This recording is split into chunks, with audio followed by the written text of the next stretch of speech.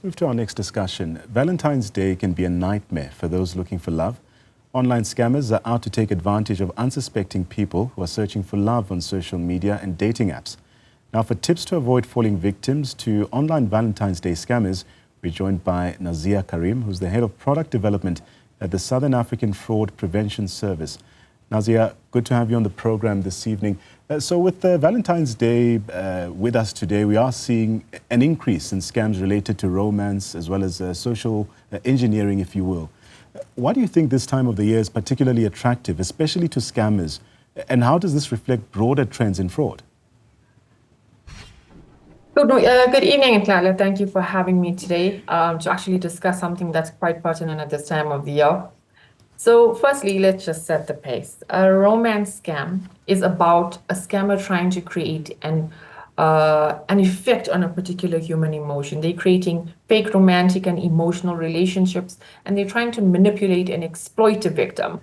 So in these particular scenarios, they will look for every opportunity that's going to give them the most information and going to draw the most value out of it. One of the techniques used is social engineering. And it's actually a psychological manipulation technique that's being used by cyber criminals and scammers to actually get information out of an individual, to coerce them without them actually realizing that they're actually giving away the information. It exploits human trust, their emotions, their behaviors, and their actions. And in this time of the year, it's becoming more prevalent because the scammers are actually hunting for these vulnerable targets. People that are looking for companionship, people who are looking for relationships, people who are busy searching for their next life partner online, dating apps, social media. Once they gain their trust and they learn about them, the scammers are taking them for everything that they have. But how is this so effective? You've mentioned that social engineering is becoming a major component of these online scams. Can you explain a bit further how the scammers use this psychological manipulation and what makes it so effective in targeting these victims? Well, the first thing, what makes it so effective, we are giving away all our information. So much of us is online. We post our entire life on social media. We give away information about what we like, what we want to do. One of the key ways that they do actually use this is when you create an online dating app, you give out a profile of the person you are looking for, an idea of that Prince Charming, for a lack of a better word, that you are looking for. And so the actual scammer looks at this profile and he determines that is the type of profile I'm going to create to lure that particular person in. So if you go online and when you're clicking through the screens, you're going to find that perfect profile that's actually matching your exact requirements. You might even take the time to go and Google that particular person online. And the scammers have taken it so much further that they now create an entire online presence, an entire digital identity to go with that particular profile online. So if the person does particularly give you some form of background, the scammer will tell you, this is my name, this is what I do, and you go and Google it and you'll see exactly what they've told you because they've taken the time to create that persona online. And in so doing, they've actually lured you into believing what they are saying. And then you start building that emotional relationship between the person. And that's when the manipulation starts taking place. Let's speak about the growth of social media and online dating platforms. How have these contributed to the rise of these scams? And how can users then stay vigilant while navigating these spaces? Well, today, technology has changed the way we interact with people. We no longer go up to meet somebody and shake their hands. We actually send them a text. When we don't give people a call, we ask them if you want to meet. Today, you want to meet somebody, you go online. I'd rather meet you online, see if I like you enough to actually meet you in real life. And this particular technique is what the scammers are actually using as a key factor in that process. Your social behavior, the dynamic of the technology, of the internet, of the way we interact with each other as humans today has changed. And using this current dynamic online facilities like online dating apps have been created to facilitate this process. And scammers are now abusing this technique into actually getting you to reveal more information and feel secure about it using an online app.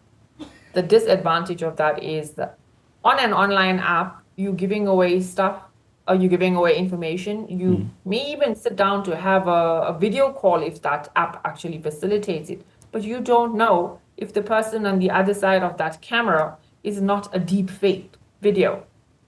So that's one thing. The other thing you need to worry about is that some dating apps are actually created for the intention of actually compromising you. So the moment you actually download the application onto your device, it actually loads malware into your system, compromising your entire device and then revealing your entire contacts, giving them application access, and may even result in BEC scams coming out from it if your emails, which most of us have, are connected to your actual device.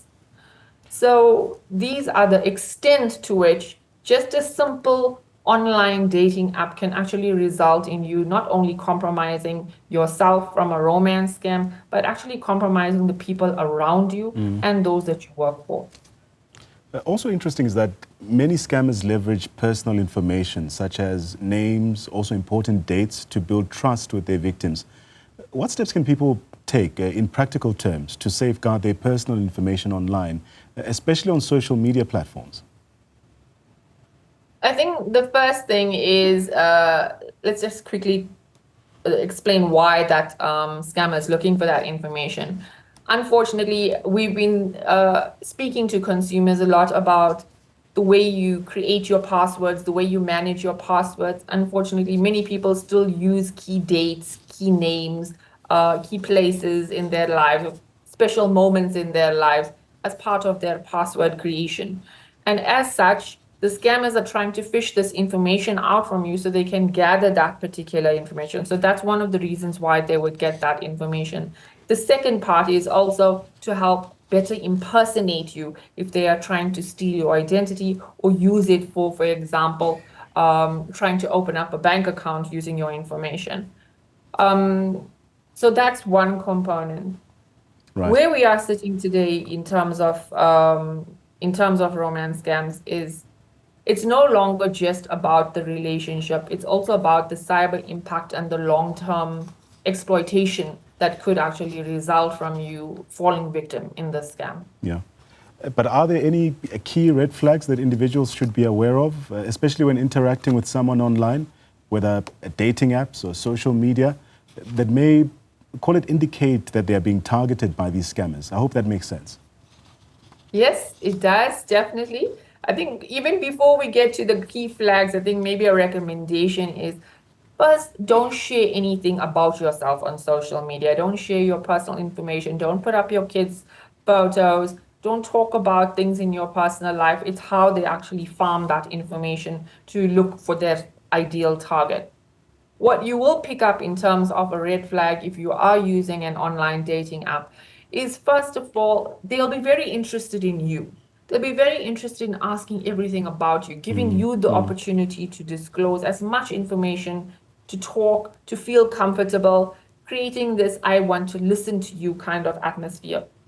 But the moment you change direction and ask, okay, so tell me about yourself, the scammer on the other side actually looks for a way to change the subject and bring the conversation back to tell me about you. Right.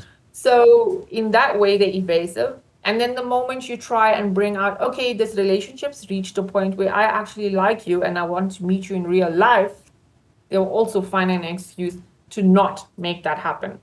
They take it one step further and say, I might not actually have the money to come and meet you in real life. Help me, pay the tickets, buy me the plane, pay for the accommodation, help me out, and I will eventually come and visit you. And that's one of the techniques they actually use to lure a victim in from a scammer's perspective. I think the third important point I'd like to put out there is the moment they start offering you amazing investments or they start asking you to lend them money, that is the final sign for you to get up and walk away. you are definitely being targeted in a romance scam. Let's segue into that. I mean, you've highlighted that scammers often request money, and this could be for things like medical procedures or even personal issues that they claim to have. How can individuals then recognize when a situation is a scam, especially when they are emotionally invested in these relationships? Unfortunately, it's quite difficult, and you're never actually really going to know 100% if the person on the other side, even if they're not a scammer, is telling you the truth. But what should be a key point is that if you've just met someone, irrespective of the fact that you are looking to date the person, you've not met them in real life, you don't know their family history, you haven't associated with them in any other fashion. Why is it that someone would feel so free and open to ask you for that kind of money? And why would you yourself want to give money away to that situation without first verifying it? You need to do your due diligence. If somebody does come up to you in that situation, the likelihood is they are trying to pull on your heartstrings. They're trying to look for that compassion that you might give to someone who may be ill. Maybe the story is that you want to pay for your children's school fees, and you will open up because you think you're doing a good thing.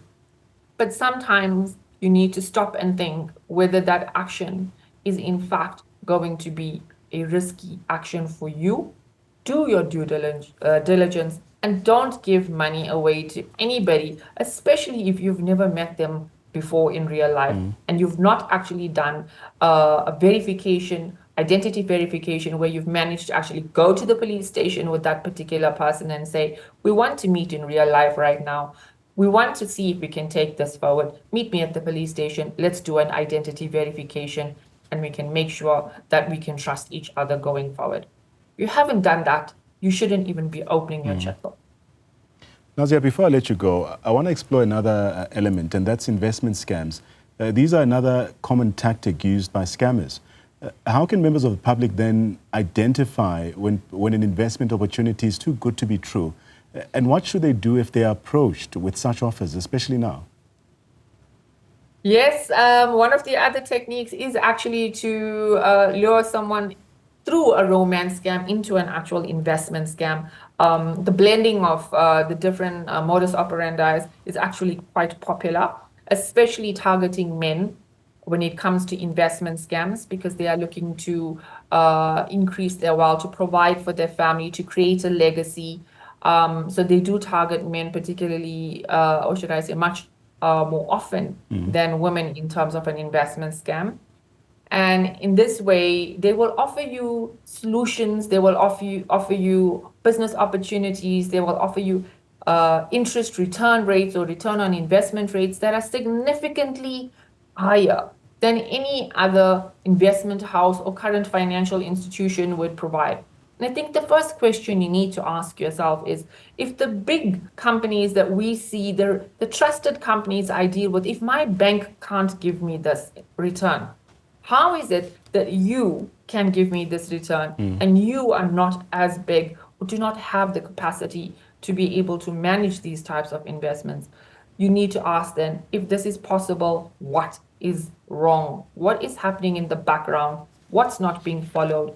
It sounds a bit fishy. And usually, if it is too good to be true, it's 100% a scam. Couldn't have said it better. Nazia, Karrim, thank you so much for your time joining us today and shedding light on the growing threat of romance scams, but social engineering as well.